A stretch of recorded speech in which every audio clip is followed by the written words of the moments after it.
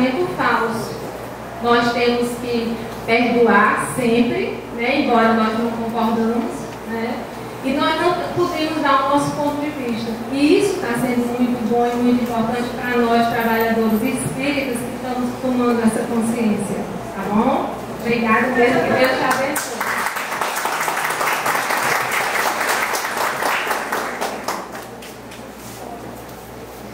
Bom, não vou explicar o que ela disse, né?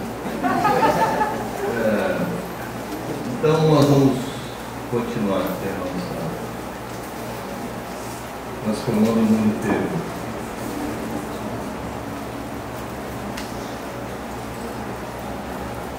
Vocês conhecem essa história? A maioria conhece. Sinteticamente, qual é a história? A história é um senhor que saiu com seu neto e um burro para ser vendido na cidade. E ele passou por várias cidadezinhas, por várias vilas. E à medida que os três saíram, alguém da primeira vila disse assim: olha só esse senhor. Ele ia andando com o burro e o menino, essa criança a pé. Em vez de ele colocar essa criança em cima do burro, né, que homem desalmado, aí ele colocou o menino em cima do burro e caminhou. A próxima aldeia ele encontrou mais pessoas que disseram assim: olha que homem tonto. Em vez dele, velho, subir no burro com a criança puxando o cavalo ou o burro, ele fez ao contrário. Então ele trocou, subiu no burro e a criança foi andando. Quando passou mais adiante, ele recebeu a mesma crítica. Ele está em cima e a criança embaixo. Aí ele subiu no burro. Passou na próxima aldeia e disse: que é um desalmado com o animal. Os dois marmanjões em cima desse coitado desse animal. Aí desceu e os dois passaram a carregar o animal. E aí na próxima aldeia os pessoal viram dele e falaram assim: olha só, 3 burros, né? 2 embaixo e 1 em cima. Enfim, moral da história é a questão de que você não agrada a gregos e troianos, né? Então essa questão da transformação, a gênese do insucesso, a atitude de querer agradar a todos. Essa postura mental resulta da crença fundamentada na perfeição e pode nos levar diretamente à decepção, à adversidade e ao revés. E aí, La Fontaine termina assim a parábola: quanto a vós, quer sigais Marte, o amor ou o rei, quer ficais na província, ou sejais viajantes, quer prefirais casar ou vos tornar abade, todos vão de falar. Não tem acordo. A autoaceitação é aceitar o que somos e como somos, não a confundamos com uma rendição inconformada e que nada mais importa. De fato, acontece que ao aceitarmos, inicia-se o fim da rivalidade com nós mesmos. A partir disso, ficamos do lado da nossa realidade em vez de combatê-la. Hamed define ainda a aceitação: não é adaptar-se ao modo conformista e triste, como tudo vem acontecendo, nem suportar e permitir qualquer tipo de desrespeito ou abuso à nossa pessoa. Antes é ter a habilidade necessária para admitir a realidade, admitir realidades, avaliar acontecimentos e promover mudanças, solucionando assim os conflitos existenciais. Muitas pessoas passam várias horas do dia preocupadas em manter condutas uniformizadas, temerosas da reprovação ou do pouco caso dos outros, improvisam situações e diálogos para atrair a aprovação alheia. E muitas, apesar de todo o empenho e desgaste energético, não conseguem satisfazer a nada nem a ninguém. Eu vejo vocês que, de certa forma, essa questão de você viver a sua realidade, nada tem a ver de você ser turrão, de você não se modificar, de você não se aprimorar. Aceitar a sua realidade é você aceitar você do jeito que é, com consciência de se melhorar sempre, né? Porque a não aceitação é o pior do desgaste energético que nós podemos ter. Tipo assim, não podia ter ido embora, mas foi. Mas não podia, mas foi. Mas não podia, mas foi. Parece um óbvio, mas quando você repete isso assim, não, meu marido não podia ter morrido, mas morreu. Mas não podia, justo agora, mas morreu. Mas agora que nós sossegamos, morreu. Parece fácil, a dor é a mesma, a perda é dolorida, não resta dúvida, mas a aceitação é outra coisa. Porque senão nós ficamos anos e anos presos num fato. Qualquer perda é difícil, alguém que vai embora da sua vida, um amigo, um amante, enfim, um ente querido que desencarna, é difícil. Agora, você vai ficar inconformado, remoendo, lambendo a ferida. Cachorro lambe a ferida, e a ferida nunca cicatriza, porque ele lambe sempre. A gente precisa pôr aquele funilzinho no cachorro. A gente lambe ferida, porque a ferida não cicatriza, porque a gente não aceita o fato. Então aceite. Você nunca vai agradar ninguém, e nem vai ter consenso que todo mundo fala que legal. E teve uma atitude muito bonita. Nem todo mundo vai fazer isso. Você precisa estar do lado da realidade, mas a inconformação, a não aceitação é o pessimismo. Sabe aquele terreno? Não devia ter vendido. E fica com essa questão do terreno há anos. Que vendeu o terreno, que não vendeu. Então quando você é pessimista, você não aceita, você fica com foco no lado ruim. Quando você aceita a realidade, não é que não existem coisas ruins, mas você vê esperança, você vê outras possibilidades, porque a vida é um leque. Você ficar e focar em algo ruim, você fica focada numa área, num determinado ângulo. Quando você abre o seu ângulo, você vê outras possibilidades para viver, para refazer a sua vida. No momento agora, aí na livraria, alguém me disse assim: olha, Kiko, eu separei do meu marido há alguns anos, e quando eu me separei, uma amiga minha me deu o livro As Dores da Alma. Eu disse assim para ela: além de eu estar sofrendo, ainda você vai me dar esse livro, As Dores da Alma. E ela leu o livro, depois ela começou a ver que, na verdade, ela se sentiu uma vítima, mas ela não era vítima também, ela também era algoz na relação com o marido. Depois ela me disse assim, que no fim ela ficou até, depois que ela entendeu, depois de algum tempo, ela ficou até com dó do marido, do que ela fazia com ele. Então vejam vocês que você ser pessimista é você ficar enfocado na dor, no sofrimento, na decepção, é a não aceitação do que aconteceu. E você pode estender esse fato da não aceitação do pessimismo para tudo. Agora, você invocar com uma pessoa na vida e ficar em cima dela a vida toda, com tantas pessoas no mundo, sabe quantas pessoas tem no mundo? Quantas pessoas tem no mundo?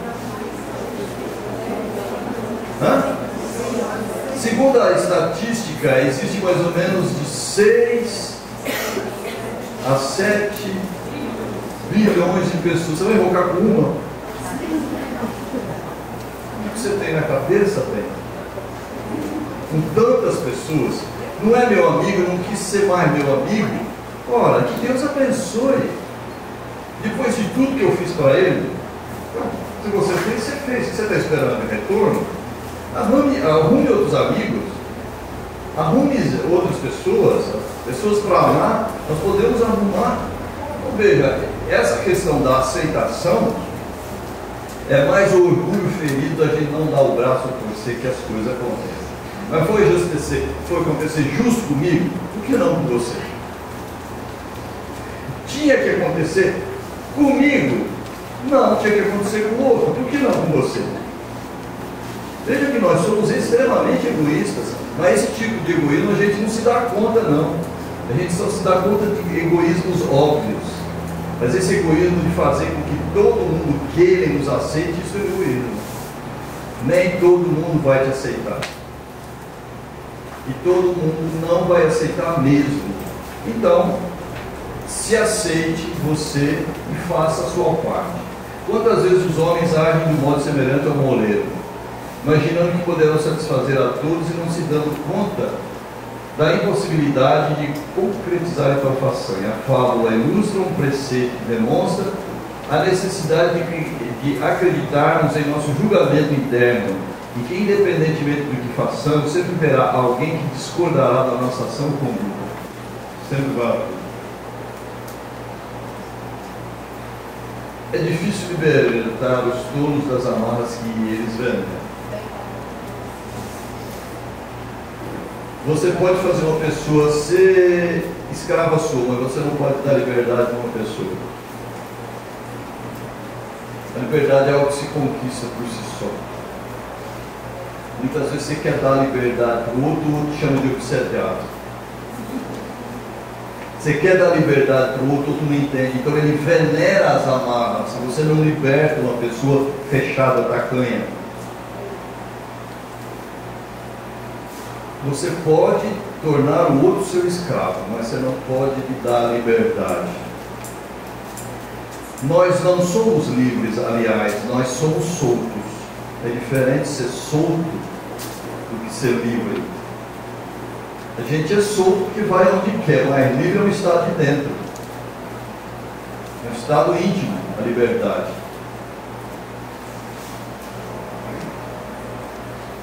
Sou livre, e agora que faço também? Com a liberdade. Sou livre, busquei a liberdade, e agora o que eu vou fazer com ela? Para ir aonde você quer ser livre? Para fazer o quê? Veja que nós buscamos coisas, mas não temos noção do que nós buscamos.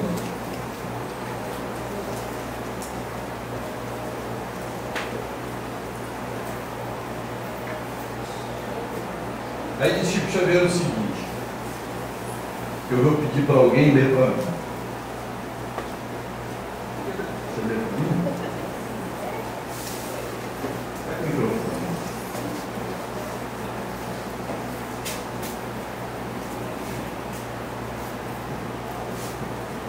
Se nosso amigo está feliz, se o nosso irmão está feliz com determinado caminho, peçamos a Deus alegria, ainda que tenhamos pensamentos negativos a respeito da escolha deles, porque também queremos respeito para as nossas escolhas. Quantos suicídios e quantas fichas de sanatório não existem por falta de paciência para com a felicidade dos familiares? Então, nos terrenos das profissões e das uniões afetivas, perpetramos verdadeiras calamidades.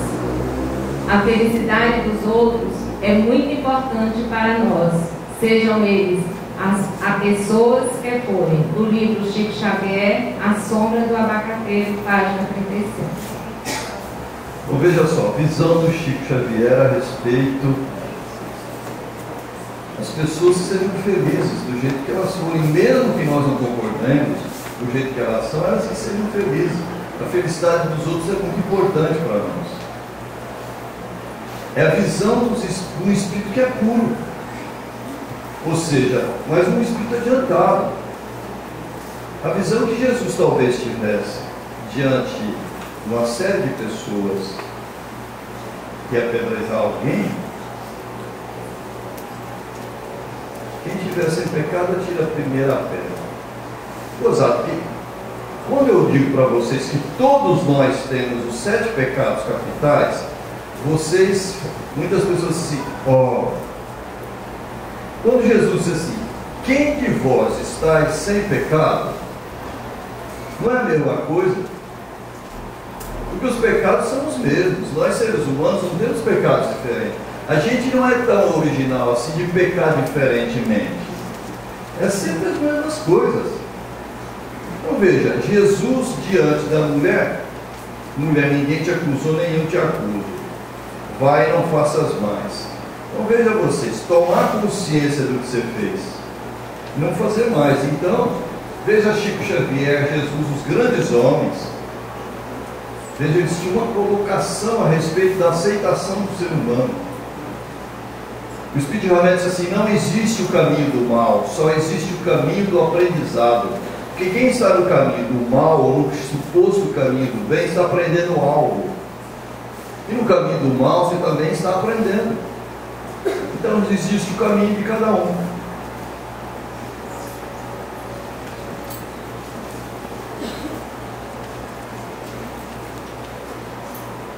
Respeita o amor entre duas pessoas como quem respeita o amor entre duas almas. Independe de sexo, raça, condição social. Se o Espiritismo não for capaz de me ensinar isso presentemente na Terra, não existe esperança para mim. Não estranhe, eu estou me referindo ao amor.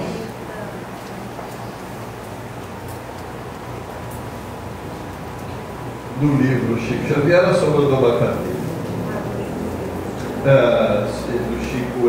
Do livro O Evangelho de Chico Xavier, de Bacélio, publicado em 2000, no ano 2000. 2 anos antes da morte do Chico, ele morreu em 2002. Nós nos instalamos no mundo bem e fazemos o possível para nele parecermos bem instalados. Eu apaixonado que é a última fábula de hoje. La Fontaine contou essa história em homenagem a Madame de Sévigné, que era uma escritora da época famosa, muito rica, mas Madame de Sévigné, Marquesa de Sévigné. Então, diz a história o seguinte: um leão se apaixona por uma bela dama. E o pai da bela dama disse assim: olha, leão, eu permito que você case com ela, desde que você corte as garras e cerre as presas. E o leão aceitou. Ele aceitou, mas depois que ele fez isso, ele passou a ser humilhado pelos cachorros que latiam e o mordiam constantemente. Aí o Hamed usa essa parábola, essa fábula,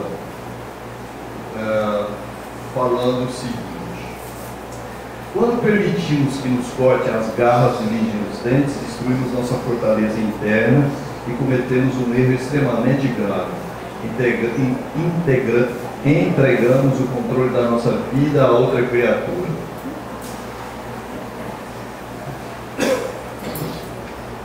Assim como o leão apaixonado, quantos homens existem na sociedade que se comportam no amor da mesma forma, sem garras e sem dentes, isso é, renunciando à autodignidade. Não perca a sua autodignidade, nem por ninguém, nem por ninguém, nem por ninguém. Não cerre seus dentes e não cerre suas unhas. Cultivamos a mentalidade ilusória de que para sermos muito queridos, devemos resolver os conflitos dos seres amados, manter tudo na mais perfeita ordem, deixando todos felizes o tempo todo. Mas é bom lembrarmos de que essa postura se opõe à razão e ao bom senso. Amor romântico.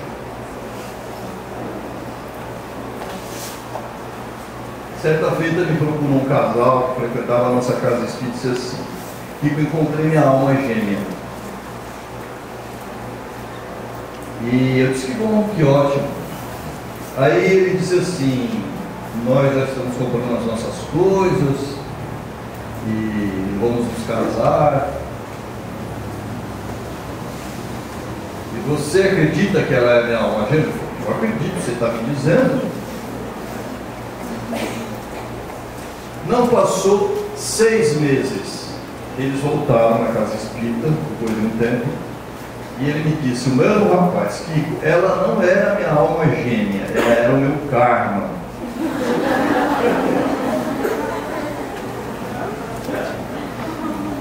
Veja só, essas questões do amor são complicadíssimas. Karma é uma palavra que vem do sânscrito, que só quer dizer ação. Só. Ação. O karma de vocês hoje é estar aqui. Vocês escolheram estar aqui hoje, é a ação de vocês. Nós, no movimento espírita, só vemos karma como sendo uma coisa negativa. O karma pode ser positivo. Você pode dizer assim: meu marido é meu karma, é um bom marido, a minha esposa é meu karma, é uma boa esposa, ou vice-versa.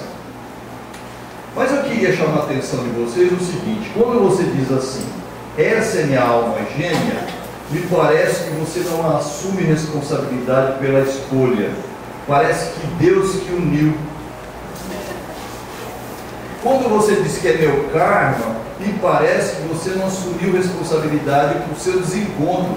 Parece que foi Deus, através das vidas pretéritas, que fez que você encontrasse alguém ruim para você pagar seus débitos.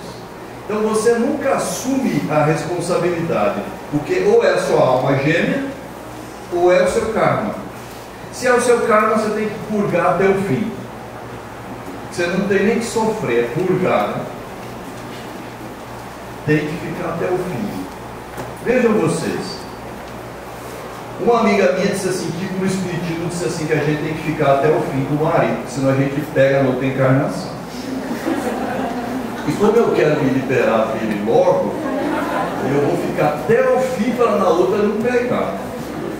Já uma outra minha amiga que pensa melhor, acredito eu, disse assim, que eu me separei do meu marido, porque me disseram no centro espírita que na próxima vida eu vou ter que pegar, então eu tinha que aguentar até o fim, mas como eu não estava aguentando ele, eu deixei, eu ia larguei, porque sabe o que eu pensei? Que assim, já que a gente melhora todas as encarnações, se eu pegar ele mais para frente, eu vou pegar ele melhorzinho. Veja, me parece que tem pensamentos diferentes a respeito da coisa.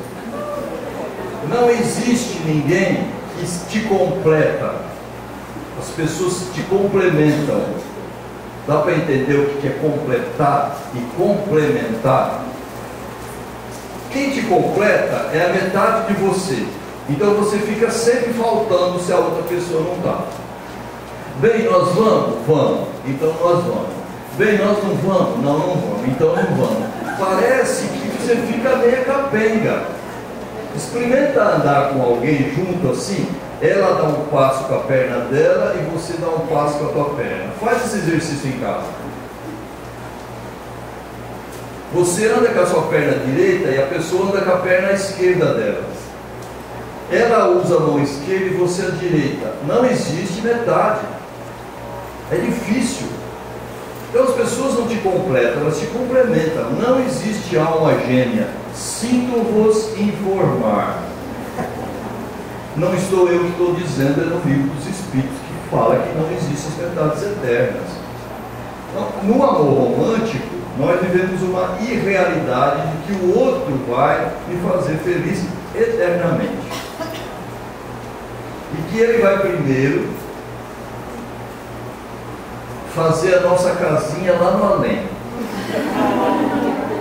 Quando a gente fica revoltado,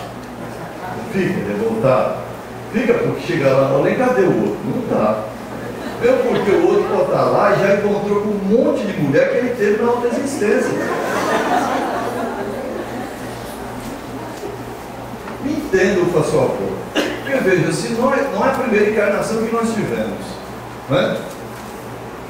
Toda reencarnação a gente supostamente muda de marido ou de esposa, não é assim? Algumas a gente repete, mas nem todas as vezes. A gente muda, não muda? Nem Deus ia fazer essa judiação com a gente. Toda encarnação é mesmo. Haja coração.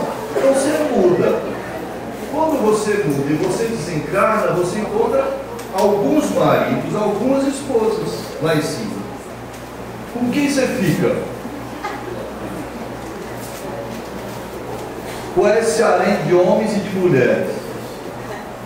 Porque a própria vida faz isso para que a gente se desapegue. É uma dor dizer isso. Assim, eu vejo alguns casais que um olha para o outro, deita no ombro, faz aquela coisa.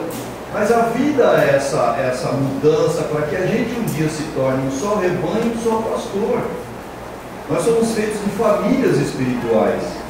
Então, um amor romântico é aquele amor que você tem posse sobre a pessoa. Essa é a minha senhora. Esse é o meu marido. Tem sempre que ter o eu no meio, né? E não funciona assim. As pessoas vêm e vão e voltam. E a vida faz isso conosco. Isso é aceitar a realidade da vida. Ah, mas é uma realidade muito pessimista. Não é pessimista. A realidade é essa. O Espírito Emmanuel disse assim: a desilusão é a visita da verdade. Mas quem se desiludiu é porque um dia se iludiu. A desilusão é a visita da verdade. Quando você fica desiludido, agradeça, porque a verdade te visitou. Você, mas eu não podia receber esse baque agora. Vai tomar banho de sal grosso. A gente não resolve as coisas assim. Toma banho de gambaque, né? Ultra, alguma coisa. Mas a realidade da vida é essa. Então vejo com vocês que esse aqui, o príncipe encantado e a princesa, é uma coisa bonita, né? Mas a gente sabe que na realidade não funciona. Vocês não sabem? A gente sabe. A gente acorda de manhã e olha o príncipe encantado, depois de algum tempo, aquela barriga imensa. E a princesa tão bonita, quando a gente acorda, ela acorda com os cabelos desse tamanho. Não é bem assim que funcionam as coisas. Então a gente tem que ser realista. O que acontece? Todos nós temos problemas, temos dificuldades, somos seres humanos, estamos passando por os mesmos conflitos. Olha, no amor real nós desejamos o bem da outra pessoa e nos alegramos com a sua evolução. No amor romântico nós desejamos a outra pessoa e nos vestimos com o manto da possessividade.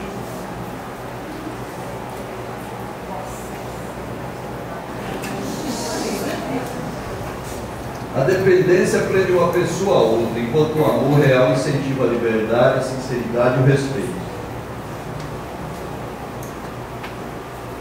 De uma pequena tolice e de uma enorme curiosidade resultam muitos casamentos.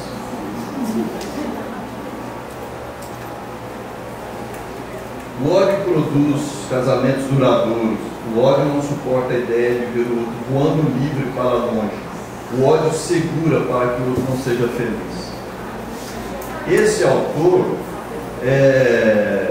eu coloquei aqui, mas como é que chama aquele que você estava falando mesmo? Rubem Alves. Rubem Alves. A gente não quer deixar o outro muito feliz. E se o outro está feliz e a gente não está, a gente fica muito louco da vida. O que você viu? Passarinho verde? Por que você está assim tão desse jeito? Já começa a ficar com ciúmes. É impossível, né? Que eu estou dando essa felicidade para a pessoa. A gente não se aceita não. Se você fosse escolher alguém para casar, você escolheria você?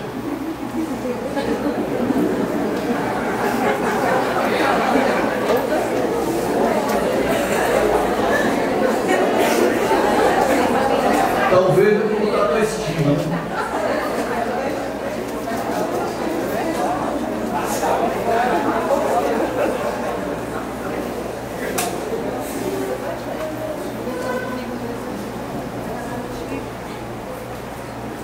O que é a normalidade, sobrenaturalidade, paranormalidade? São catalogações da incompreensão humana. Quando você não compreende e compara, você cria nomes e mais nomes e mais nomes. Eu fico doido da vida quando alguém vem perguntar para mim: isso é normal? Meu filho faz isso. É normal, Kiko? Como que você vai saber o que é normal e o que é anormal? E se tratando de pessoas,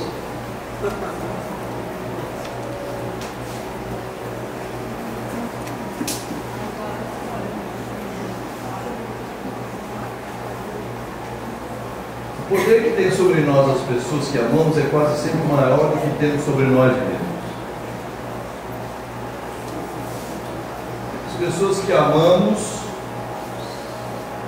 nós damos todas as concessões para ela. A gente passa, depois fica sem garra, essa empresa. Uma vez o Chico Xavier me contou uma história assim. Um homem ia passando por um caminho, um guru, um mestre, e ele viu uma naja que morava numa toca. E essa toca mordia todo mundo. Essa naja na toca, mordia todo mundo.